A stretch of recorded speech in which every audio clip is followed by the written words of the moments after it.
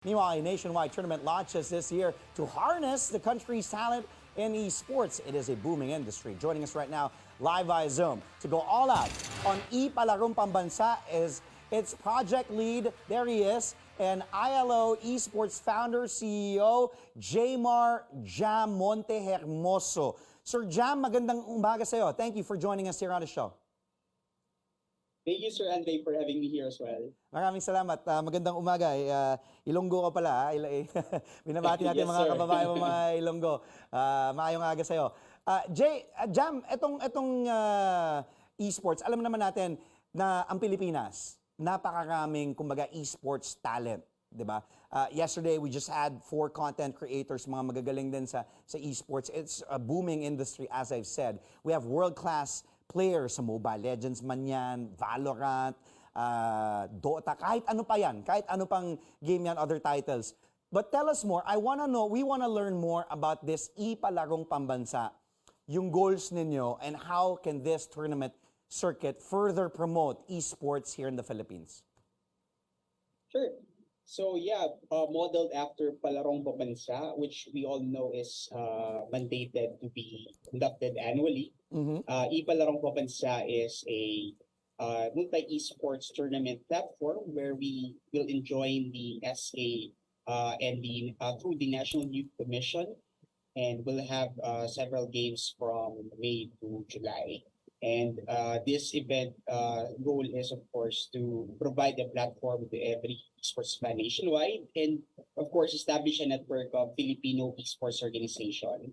And it is our goal to create stable and sustainable grassroots esports ecosystems, to promote esports as a supplementary part of a holistic development of the Filipino youth by, like traditional sports, foster self-discipline, teamwork, and competitive excellence.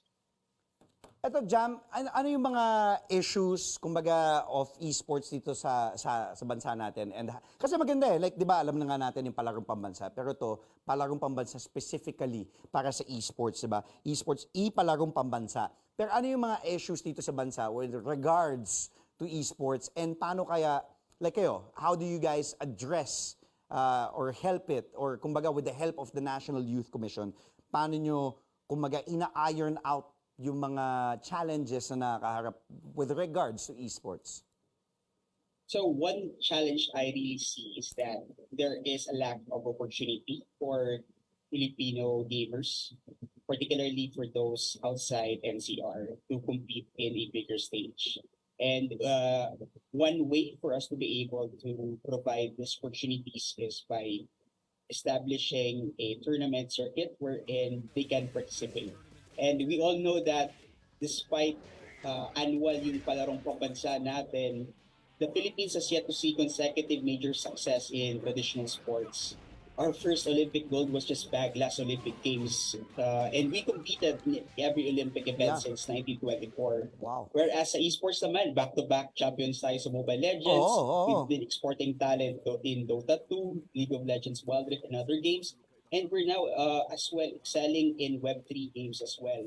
More Filipino names and talents are being discovered globally through esports. And not only that, according to the Global Digital Report by Meltwater and Your Social, 95.8% of internet users play video games here in the Philippines. We're actually the biggest when it comes to sheer numbers in the world stage. And the global gaming industry is bigger than Hollywood and the music industry combined. Wow. So we wanted to tap that market, and hopefully through these platforms like EPalarong, we can provide, we can scout talents and create opportunities for gamers, Filipino gamers, to really excel and give them a spotlight for them to be discovered, and hopefully yun nga, we can take a bite out of that billion-dollar industry.